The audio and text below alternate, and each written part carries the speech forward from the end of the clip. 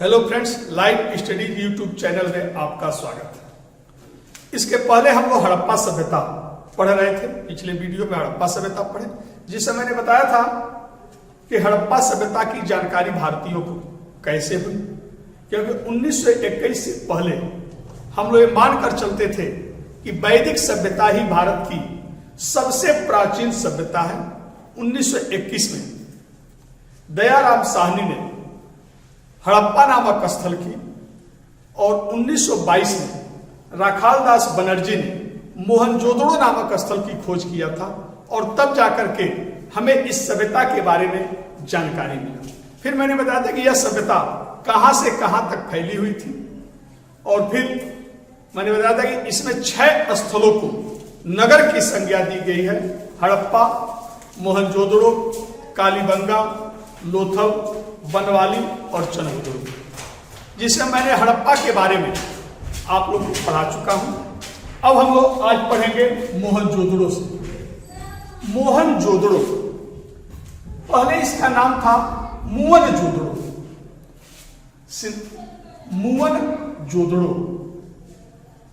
मुवनजोदड़ो और मुवनजोदड़ो से धीरे धीरे यह बना मोहनजोदड़ो। मुवन का अर्थ होता है मरे हुए लोग, और जोदड़ो का मतलब होता है रहने की स्थान। यानी मोहनजोदड़ो का शाब्दिक अर्थ होता है मृतकों का टीला। मोहनजोदड़ो का शाब्दिक अर्थ होता है मृतकों का टीला। तो मोहनजोदड़ो से बना हुआ मोहनजोदड़ो है, और इसका शाब्दिक अर्थ होता है मृतकों का टीला। मोहनजोदड़ो को सिंधु का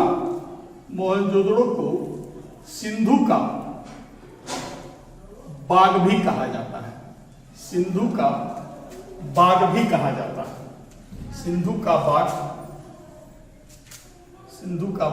कहा जाता है। तो मृतकों का टीला या सिंधु का बाग, इसकी खोज जैसा कि पहले ही बता चुका हूं 1922 में राखालदास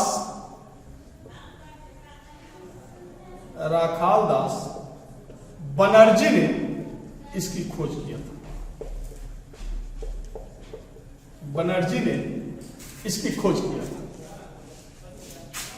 मोहनजोदड़ो पाकिस्तान के, यह स्थल पाकिस्तान के सिंध प्रांत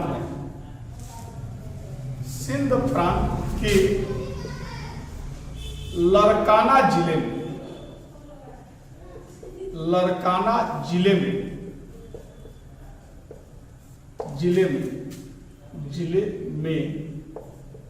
सिंधु नदी के दाहिने किनारे स्थित है।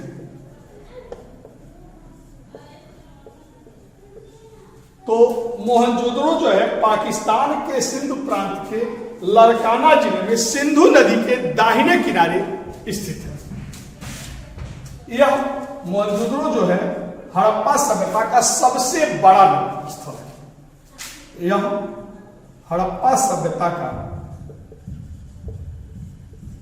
अक्सर इससे क्वेश्चन आता है, यह हड़प्पा सभ्यता का सबसे बड़ा नगर है। तो मोहनजोदड़ो जो है हड़प्पा सभ्यता का क्षेत्रफल के दृष्टि से सबसे बड़ा नगर था। ठीक है। हड़प्पा की तरह ही मोहनजोदड़ो से भी 2 टीले प्राप्त हुए हैं। यहां से भी 2 टीले मिले हैं।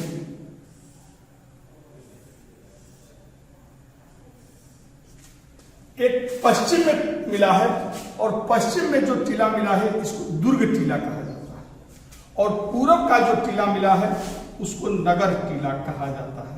आप देखे हैं कि हड़प्पा में भी पश्चिम में दुर्ग टीला और पूरब में नगर टीला स्थित है। यानी मोहनजोदड़ो की, हड़प्पा सभ्यता की एक विशेषता थी कि इसके दुर्ग हमेशा पश्चिम में होते थे और नगर हमेशा पूरब में होते थे। दुर्ग टीले को, यहां पर भी दुर्ग टीले को समलंब चतुर्भुज आकार में बसा था और दुर्ग टीले को सुरक्षा प्राचीर से यानी चारदीवारी से घेरा गया था। जगह जगह दुर्ग पर तोरण और बुर्ज भी बनाए गए थे। इससे पता चलता है कि चौकीदार रहते होंगे जो दुर्ग की रात को रखवाली करते थे। दुर्ग से, चूंकि हड़प्पा से मैंने बताया था कि वहां ईंट की चोरी हो गई थी और ईंट की चोरी होने के कारण वहां के साक्ष्य नष्ट हो गए थे, लेकिन मोहनजोदड़ो से इस तरह ईंट की चोरी नहीं हुई थी, इसलिए यहां से साक्ष्य प्राप्त हुए हैं। दुर्ग किले से यहां से मिला है बृहद स्नानागार, बृहद स्नानागार, बृहद स्नानागार।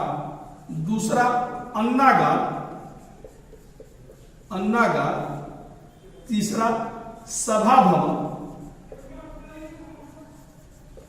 और चौथा है पुरोहित आवास, पुरोहित आवास, पुरोहित आवास। तो यहां के दुर्ग टीले से 4 सार्वजनिक इमारतें मिली हैं। बृहद स्नानागार, अन्नागार, सभा भवन और पुरोहित आवास का साक्ष्य मिला। बृहद स्नानागार जो है यह सबसे महत्वपूर्ण, यह मोहनजोदड़ो की सबसे महत्वपूर्ण, सबसे महत्वपूर्ण, सबसे महत्वपूर्ण सार्वजनिक इमारत थी, सार्वजनिक इमारत,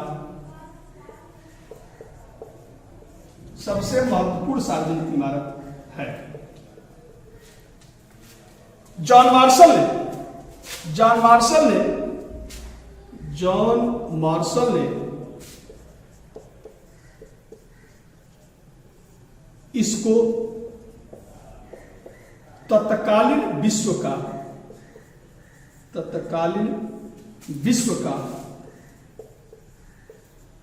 विश्व का आश्चर्यजनक, आश्चर्यजनक निर्माण कहा था, आश्चर्यजनक निर्माण बताया था, आश्चर्यजनक निर्माण कहा है।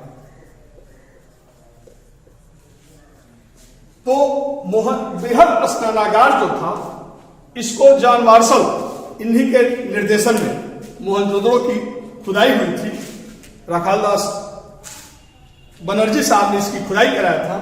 तो यहाँ के बृहद स्नानागार को तत्कालीन विश्व का आश्चर्यजनक निर्माण कहा था। कल्पना करें उस समय इतनी वैज्ञानिक पद्धति से इस बृहद स्नानागार का निर्माण किया गया था। बृहद स्नानागार में जो था, ये बृहद स्नानागार था, इसके अंदर स्नान कुंड बना हुआ था और इसकी भी फर्श जो है पक्के ईंटों से बनी थी।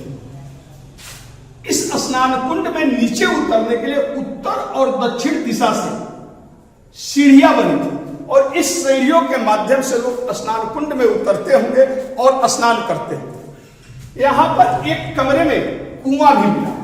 यहां से स्नानागार से, स्नानागार से, बृहद स्नानागार से, बृहद स्नानागार से के पास, बृहद स्नानागार के पास कुआं मिला है, कुआं मिला है। तो यहां से एक कुआं भी मिला है और तो संभवतः इस स्नान कुंड में पानी इसी कुएं से भरा जाता था और इसके दक्षिण पश्चिम से एक नाली भी बनी, नाली बनी है। यानी स्नान कुंड में जब गंदा पानी हो जाता था, पानी खराब हो जाता था, तो इस नाली से गंदा पानी को बाहर निकाल दिया जाता था। तो बड़े ही यहाँ पर 8 छोटे छोटे स्नान कक्ष भी बनाए गए थे, जिससे पता चलता है कि लोग स्नान करके इस स्नान कक्ष में जाकर अपने कपड़े को बदलते होंगे। तो इस तरह यह एक महत्वपूर्ण सार्वजनिक इमारत थी और इस बृहद स्नानागार का प्रयोग संभवतः किसी सार्वजनिक धार्मिक अनुष्ठान में किया जाता, सार्वजनिक रूप से धार्मिक अनुष्ठान में किया जाता। किसी निश्चित दिन लोग आकर के यहाँ पर स्नान करते होंगे, तो इसी को देखकर जॉन मार्शल ने इस बृहद स्नानागार को तत्कालीन विश्व का आश्चर्यजनक निर्माण किया। यहाँ का दूसरा महत्वपूर्ण भवन है अन्नागार। यहाँ की दूसरी महत्वपूर्ण भवन है अन्नागार। अन्नागार जो था मोहनजोदड़ो की सबसे बड़ी सार्वजनिक इमारत थी। तो ध्यान रखिएगा, बृहद स्नानागार सबसे महत्वपूर्ण सार्वजनिक इमारत थी, लेकिन अन्नागार यहाँ का सबसे बड़ी क्षेत्रफल में यह सबसे बड़ी सार्वजनिक इमारत थी। तो यह मोहनजोदड़ो की सबसे बड़ी सार्वजनिक इमारत थी। कई बार ये क्वेश्चन पूछा जा चुका है एग्जामों में, और उसमें लड़के लगा देते हैं बृहद स्नानागार, लेकिन बृहद स्नानागार सबसे बड़ी इमारत नहीं थी, बल्कि सबसे बड़ी इमारत जो थी अन्नागार थी। ठीक। तीसरी मुख्य भवन थी सभा भवन। यह 20 स्तंभों पर, 20 खंभों पर, 20 स्तंभों पर टिका हुआ भवन है। तो संभवतः एक खंभों पर बनाया गया था। इसका छत जो है 20 खंभों पर बनाया गया था, इसीलिए इसका प्रयोग संभवतः सभा करने के लिए, मीटिंग करने के लिए प्रयोग किया जाता है, इसीलिए इसका नाम दे दिया गया सभा भवन। इसके अलावा यहां से बड़ी इमारत मिली है जिसको पुरोहित आवास कहा गया है। तो इस तरह दुर्ग से 4 महत्वपूर्ण सार्वजनिक इमारतें मिली है: बृहद स्नानागार, अन्नागार, सभा भवन और पुरोहित आवास।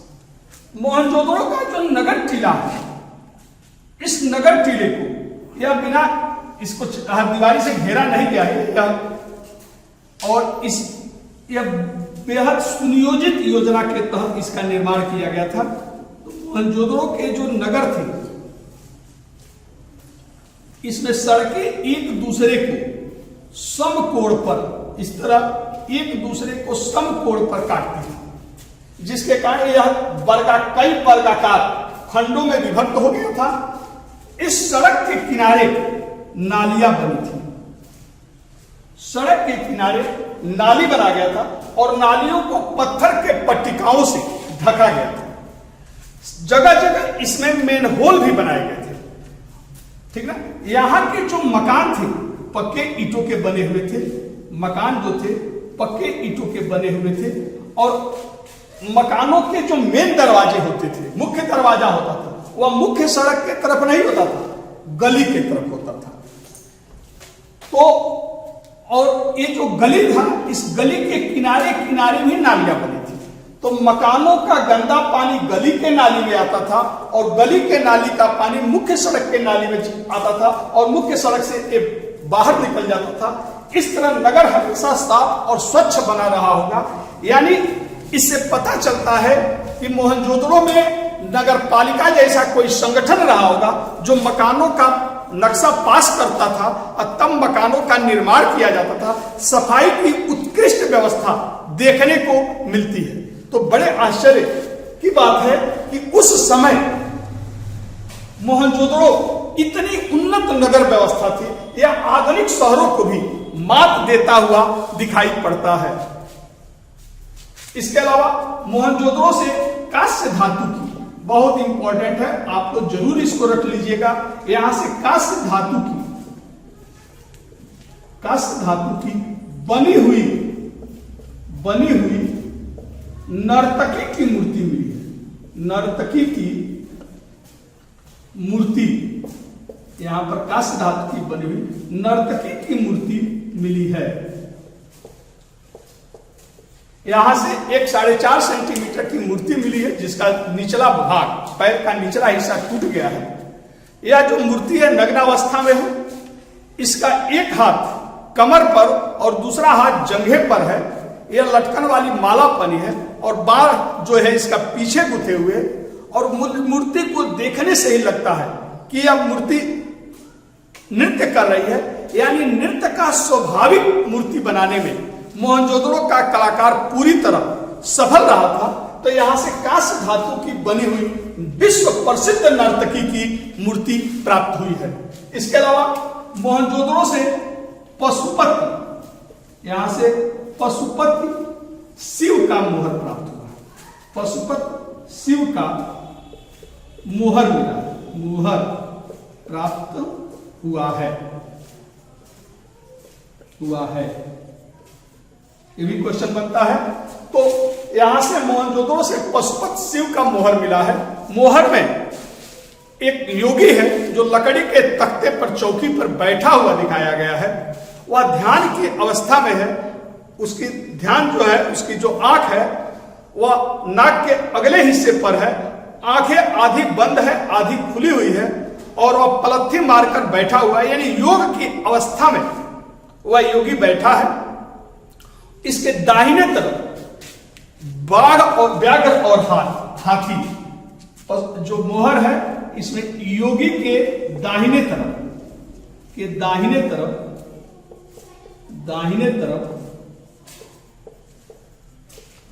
व्याघ्र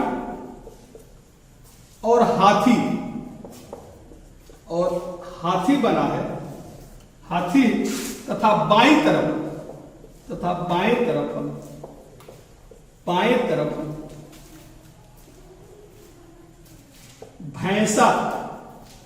भैंसा और गैंडे का चित्र बना है। गैंडे का चित्र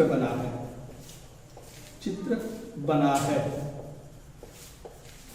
तथा चौकी के नीचे 2 हिरण का चित्र है।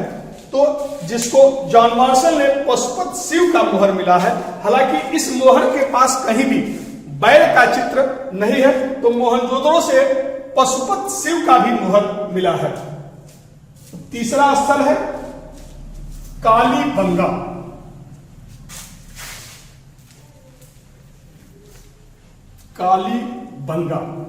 कालीबंगा का शाब्दिक अर्थ होता है काले रंग की चूड़ियां। कालीबंगा का अर्थ होता है काले रंग की चूड़ियां। तो तीसरा स्थल है कालीबंगा।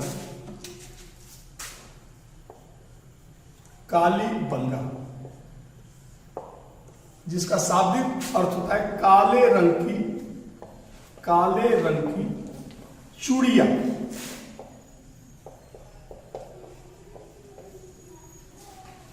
यह स्थल राजस्थान के, कालीबंगा जो है राजस्थान के गंगानगर जिले में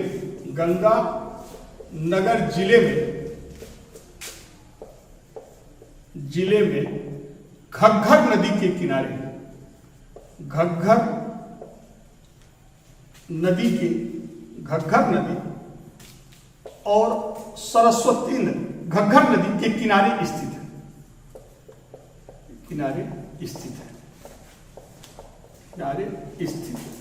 है। तो घग्घर नदी को ही प्राचीन काल में सरस्वती नदी कहा जाता था। सरस्वती नदी जिसका वैदिक ग्रंथों में, ऋग्वेद और अन्य वैदिक ग्रंथों में काफी वर्णन है, काफी प्रशंसा की गई है। इसी सरस्वती नदी के किनारे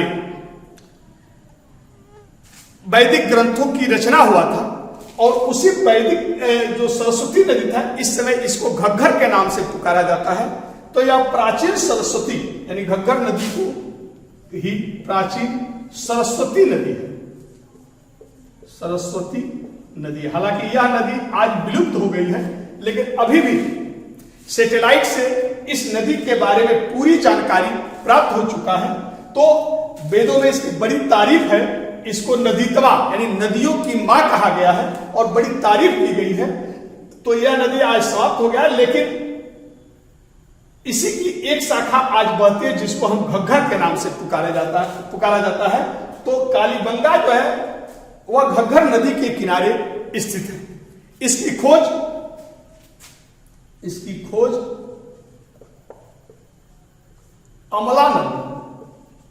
अमलानंद घोष ने किया था। इसकी खोज अमलानंद घोष ने किया था और खुदाई बीबी लाल यानी बीबी लाल और बीके थापड़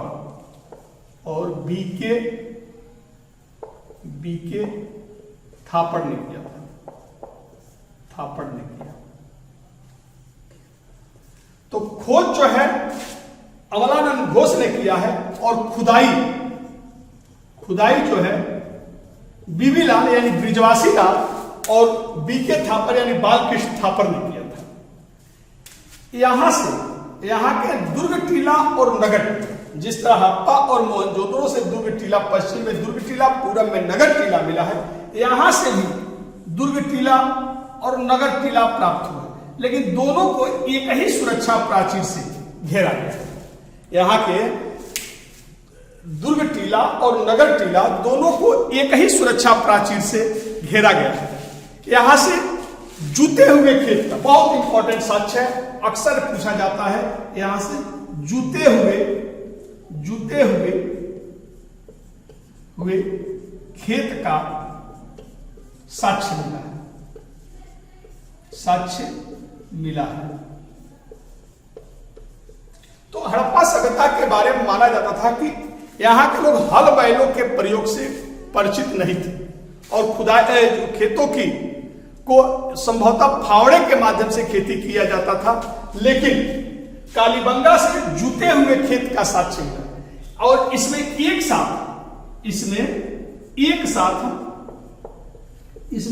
साथ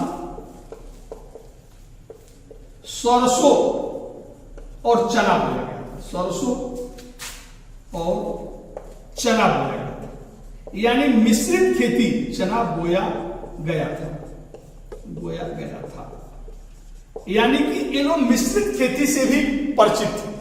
तो हड़प्पा कालीबंगा में एक साथ सरसों और चना, आज भी लोग सरसों चना बोते हैं, तो एक साथ सरसों और चना बोया गया था। यहां से पांच छह चबूतरा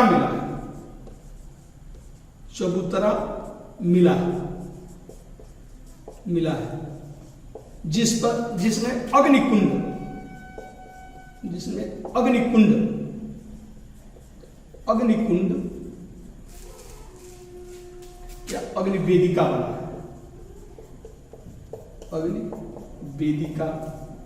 बना है।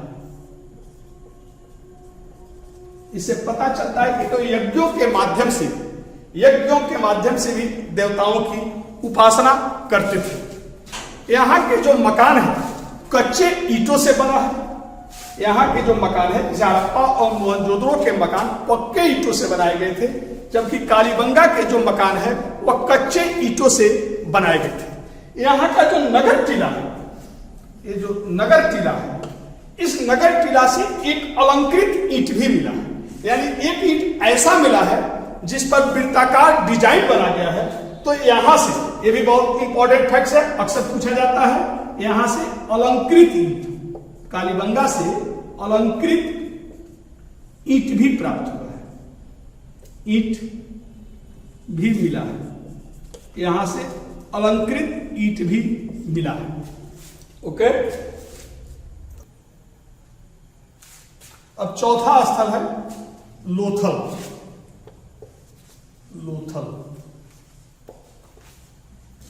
लोथल को लघु हड़प्पा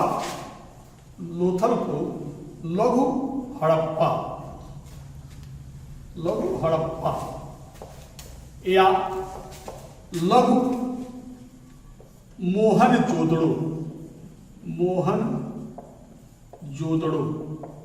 लघु हड़प्पा या लघु मोहनजोदड़ो भी कहा जाता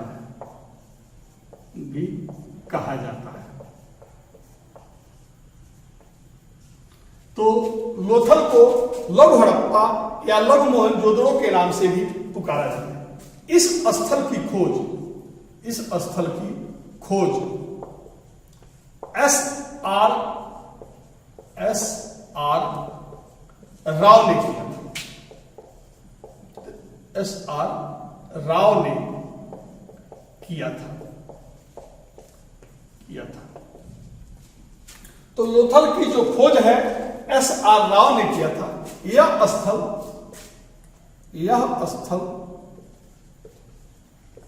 गुजरात के अहमदाबाद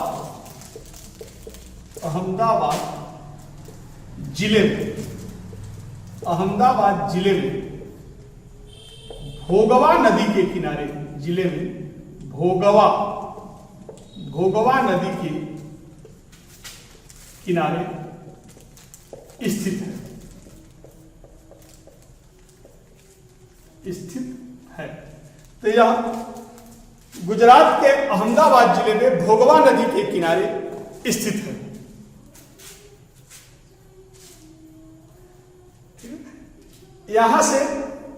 यहां के दुर्ग और नगर टीला, यहां से दुर्ग टीला भी मिला है और नगर टीला भी मिला है, लेकिन दुर्ग और नगर टीला दोनों को एक ही सुरक्षा प्राचीर से घेरा गया है। तो जैसा कि मैंने बताया था कि मोहनजोदड़ो और हड़प्पा दोनों के नगर टीला और दुर्ग सुरक्षा प्राचीर से नहीं घेरा गया था, केवल दुर्ग टीला ही सुरक्षा प्राचीर से घेरा गया। कालीबंगा में दुर्ग टीला और नगर टीला दोनों को अलग अलग सुरक्षा प्राचीर से घेरा गया, जबकि लोथल में दुर्ग और नगर दोनों को एक ही सुरक्षा प्राचीर से घेरा गया। तो इसको एक ही सुरक्षा प्राचीर से घेरा गया। लोथल की सबसे महत्वपूर्ण विशेषता जो है वह यहां से गोदीवाड़ा का साक्ष्य मिला। गोदीवाड़ा का साक्ष्य, यहां से गोदीवाड़ा का साक्ष्य यानी डॉकयार्ड मिला, गोदीवाड़ा का साक्ष्य मिला है। तो गोदीवाड़ा का मतलब होता है जहां पानी के जहाजों से सामान उतारा और चढ़ाया जाता है, उसको गोदीवाड़ा या डॉकयार्ड कहा जाता है। और लोथल से गोदीवाड़ा का साक्ष्य मिला है। इसका मतलब यह हुआ कि जल व्यापार में, समुद्री व्यापार में इसकी महत्वपूर्ण भूमिका थी। अरब सागर से जहाज भोगवा नदी होते हुए लाया जाता था और यहां पर सामान जहाज से उतारा जाता था, यहां पर यानी व्यापार, यह एक मुख्यतः यह व्यापारिक स्थल है, बंदरगाही स्थल। तो लोथल से अक्सर क्वेश्चन पूछा जाता है गोदीवाड़ा से कहां से साक्ष्य मिला है, तो लोथल से गोदीवाड़ा का साक्ष्य मिला। लोथल से जल निकास हड़प्पा सभ्यता की एक महत्वपूर्ण विशेषता है, लेकिन लोथल से जल निकास की व्यवस्था का अभाव है। यहां से जल निकास की व्यवस्था का अभाव है। जल निकास का साक्ष्य नहीं मिला है, जल निकास का अभाव है। इसके अलावा लोथल से धान की खेती का भी साक्ष्य मिला है। यहां से धान की खेती का साक्ष्य मिला है। तो हड़प्पा सभ्यता के बारे में ऐसा माना जाता था कि हड़प्पा सभ्यता के लोग धान की खेती नहीं करते थे, लेकिन लोथल से धान के दाने, धान के पुआल, डंठल उसका प्राप्त हुआ है। इसके अलावा गुजरात में ही एक स्थल है रंगपुर, जिसकी खोज रंगनाथ राव ने किया था। वहां से धान की भूसी का ढेर मिला है। इससे पता चलता है कि गुजरात परिक्षेत्र के लोग धान की खेती करते थे। तो यहां से धान की खेती का साक्ष्य भी प्राप्त हुआ है। इसके अलावा यहां से फारस यानी ईरान की फारस की मोहर भी मिला है, मोहर प्राप्त हुआ है। इसके अलावा यहां से नाव की आकृति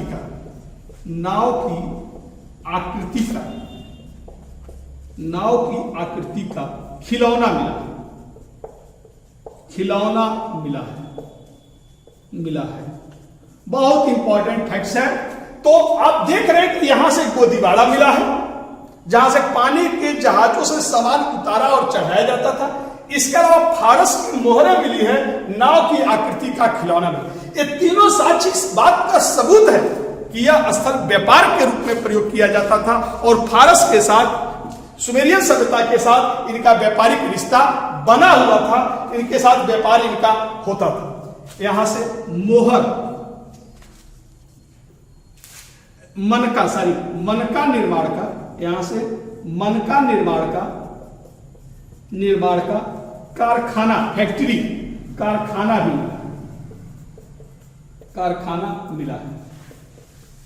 मिला है।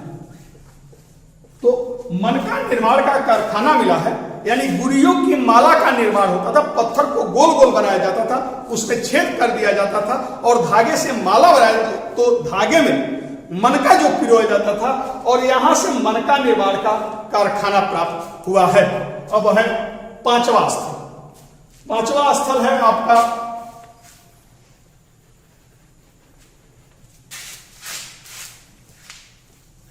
बनवाली।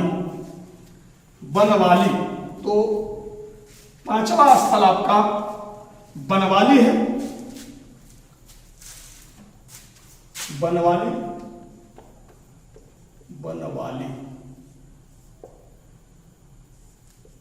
तो यह स्थल हरियाणा के, बनवाली जो है हरियाणा के हिसार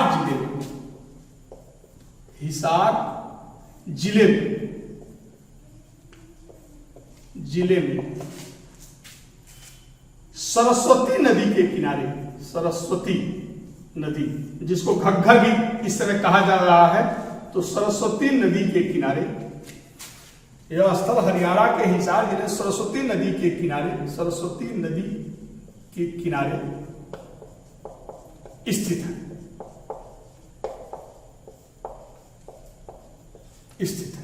तो यह हरियाणा के हिसार जिले में सरस्वती नदी के किनारे स्थित है। इसकी खोज आर्यस बिष्ट, रविंद्र सिंह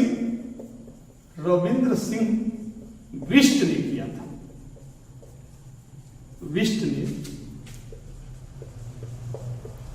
था। तो बनवाली की जो खोज थी रविंद्र सिंह बिष्ट ने किया था। बनवाली जो है यहां से हल की आकृति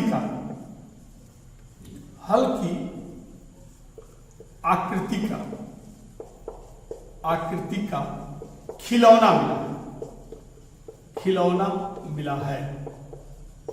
मिला है। तो जैसा कि मैं बताया था आप लोग को कि हड़प्पा सभ्यता के बारे में ऐसा माना जाता है कि यहां से हल बैलों से खेती नहीं की जाती थी, लेकिन हम लोगों ने देखा कि कालीबंगा से जुते हुए खेत का साक्ष्य मिला है और बनवाली से हल की आकृति का खिलौना मिला है, जिससे पता चलता है कि हड़प्पा सभ्यता के लोग हल बैलों के प्रयोग से भी परिचित हैं। यहां से, इसके अलावा यहां से अच्छे किस्म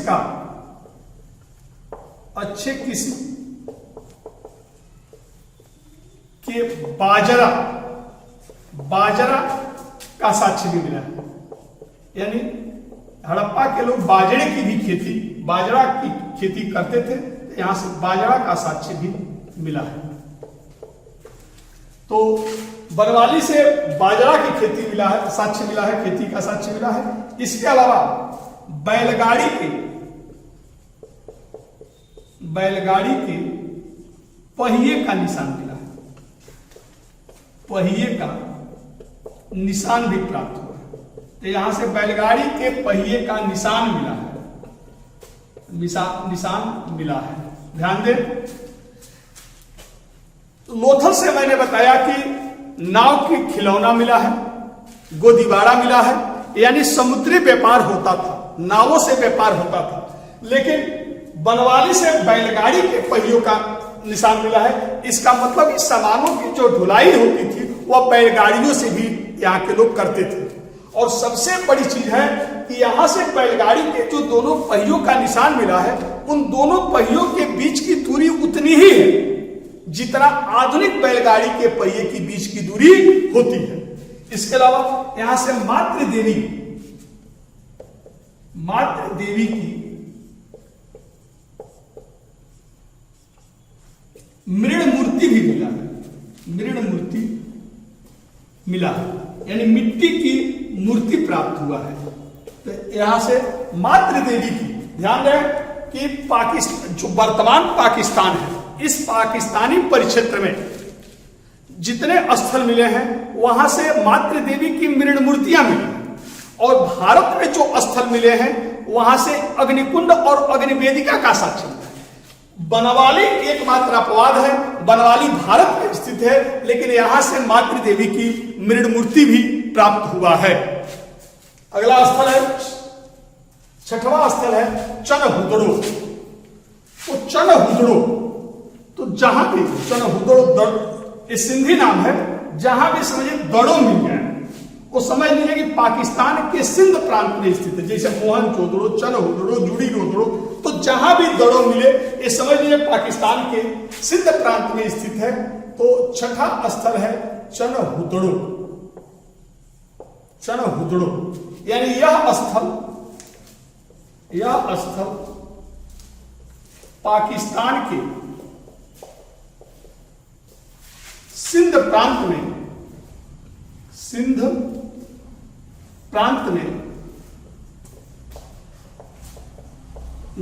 सिंधु नदी के किनारे, सिंधु नदी के किनारे स्थित है।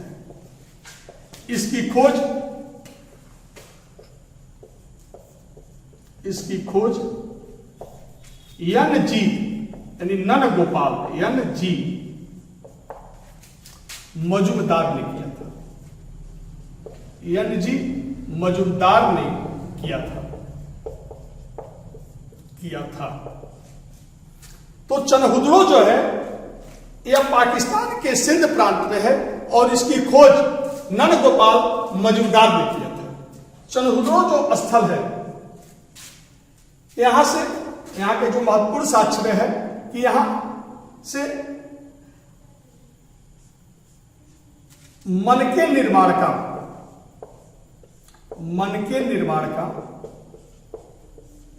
कारखाना, यहां से मन के निर्माण का कारखाना प्राप्त हुआ। मैंने बताया था कि मन के निर्माण का कारखाना लोथल से भी मिला है, तो लोथल से भी मनके का निर्माण किया जाता था और चनहुदड़ो से भी मनके निर्माण का कारखाना मिला। सौंदर्य प्रसाधन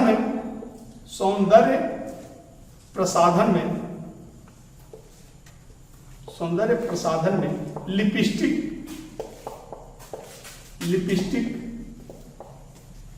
काजल,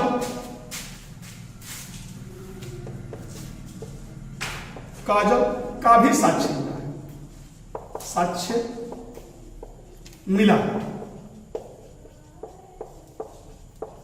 सौंदर्य प्रसाधन में लिपस्टिक यानी काजल का भी साक्ष्य प्राप्त हुआ है।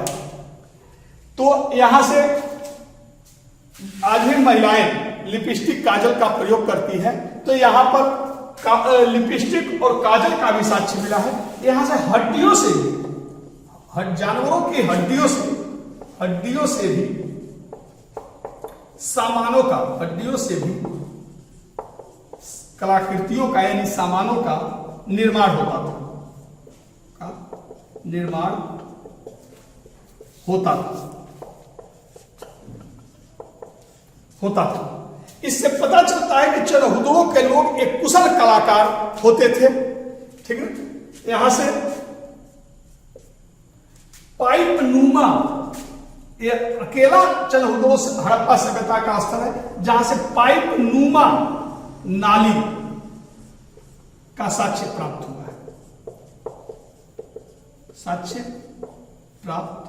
हुआ है। तो इस तरह एक 6 स्थल के बारे में मैंने बताया था कि इसको नगर की संज्ञा दी गई है। हड़प्पा, मोहनजोदड़ो, कालीबंगा, लोथल, बनवाली और चनहुदड़ो। लेकिन एक स्थल हम लोग यहां पर और पढ़ लें जो काफी महत्वपूर्ण है और जिसे परीक्षाओं में क्वेश्चन बनाए भी जाते हैं, धौलावीरा। तो धौलावीरा के बारे में भी आप लोग थोड़ा पढ़ लें। धौलावीरा, धौलावीरा का अर्थ होता है सफेद रंग का कुआं।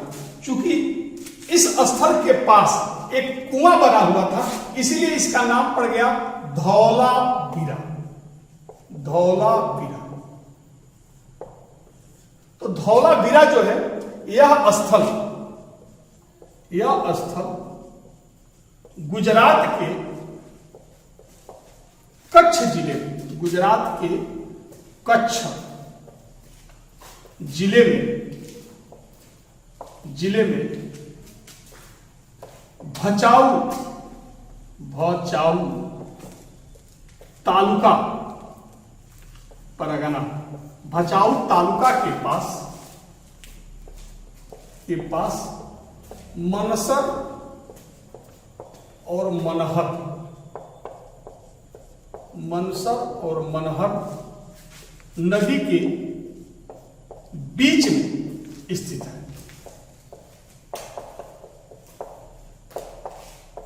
बीच में स्थित है।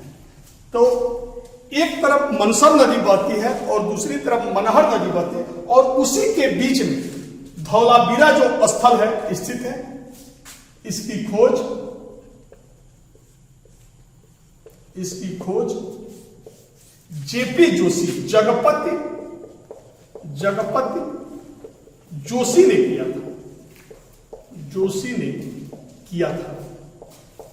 किया था, किंतु खुदाई आर.एस. बिष्ट, रविंद्र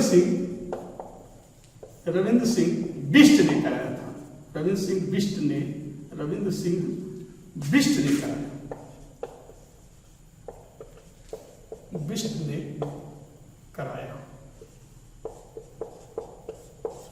तो मैंने बताया था कि हड़प्पा या मोहनजोदड़ो से 2 टीले मिले हैं, दुर्ग टीला, नगर टीला। लेकिन धौलावीरा एकमात्र स्थल है जहां पर 3 टीले मिले हैं और 2 टीला, यानी दुर्ग टीला, पश्चिम में दुर्ग टीला यहां पर भी है, और बीच का जो नगर टीला है, दोनों को अलग अलग सुरक्षा प्राचीर से घेरा गया है। ठीक है। तो बीच का जो नगर है ये दुर्ग टीला, और बीच को ये निचला नगर, इसको कहा गया मध्यमा नगर, नाम दे दिया गया। ये बीच में था, इसको मध्यमा नगर कहा गया। तो धौलावीरा हड़प्पा सभ्यता का एकमात्र स्थल है जहां से मध्यमा नगर का भी साक्ष्य है। यानी यह अकेला स्थल है, अकेला स्थल है जहां से मध्यमा नगर का साक्ष्य मिला है। मध्यमा नगर का साक्ष्य मिला है।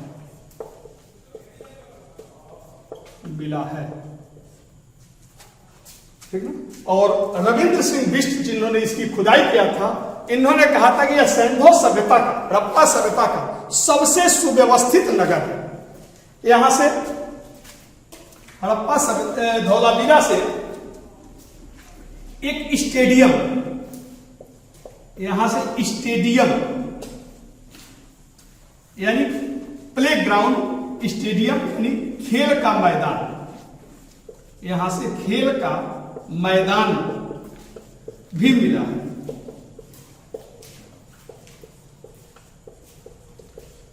तो यहां से एक स्टेडियम मिला है जिसमें बीच में काफी ग्राउंड है और किनारे किनारे सीढ़ीदार बैठने की व्यवस्था की गई है। तो यहां से स्टेडियम यानी खेल का मैदान भी मिला है। यहां से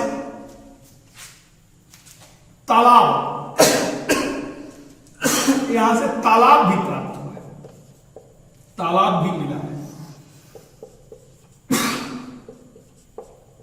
यहां से तालाब भी मिला है। इसके अलावा यहां से पत्थर के बने हुए नेवला का की मूर्ति मिली है। लेकिन सबसे महत्वपूर्ण जो अक्सर परीक्षा में पूछा जाता है, यहां से एक साइन बोर्ड में, यहां से साइन बोर्ड का साक्ष्य मिला है, साइन बोर्ड मिला है जिस पर 10 संकेताक्षर बनाए गए हैं, जिस पर 10 संकेताक्षर बनाए गए हैं। तो एक मकान के सामने गिरा हुआ साइन बोर्ड मिला है जिस पर 10 अक्षर बनाए गए हैं। ये साइन बोर्ड जो है ये लकड़ी के तख्ते पर है और इसमें खुरच कर लिखा गया है, जिसके कारण बीच बीच में गड्ढे हो गए, लेकिन खुरच करके लिखा गया है तो दूर से लोग इस साइन बोर्ड को नहीं पढ़ पाते होंगे, तो आसानी से लोग पढ़ ले, इसलिए जो खुरच करके लिखा गया है, जो गड्ढा बना है उसमें चूने का लेप लगा दिया गया है ताकि आसानी से लोग इसको पढ़ सके। तो यहां से साइन बोर्ड का साक्ष्य भी मिला है। तो ये है हड़प्पा सभ्यता के महत्वपूर्ण स्थल, और मुझे एक विश्वास है कि आप लोग हड़प्पा सभ्यता के स्थलों के बारे में जान गए होंगे, महत्वपूर्ण स्थलों के बारे में जान गए, उनके महत्वपूर्ण साक्ष्यों के बारे में मैंने बताया है, और ये वीडियो आप लोगों को पसंद आया होगा। और अगर पसंद आया होगा तो इस वीडियो को लाइक और सब्सक्राइब जरूर करिएगा, साथ में घंटी को भी जरूर दबा दीजिएगा, मित्रों को भी शेयर करिएगा। और सबसे बड़ी चीज है, और अब हम अगले वीडियो में हड़प्पा सभ्यता की सामाजिक स्थिति कैसी थी, राजनीतिक स्थिति कैसी थी, धार्मिक स्थिति कैसी थी, इस सभ्यता का कार्यकाल कब से कब तक यह प्रचलित था, यहाँ के लोग लिपि मोहर आदि से परिचित थे नहीं थे, या इस सभ्यता का पतन कैसे हुआ, इन सभी चीजों के बारे में हम नेक्स्ट वीडियो में, अगले वीडियो में आप लोग को बताएंगे। धन्यवाद।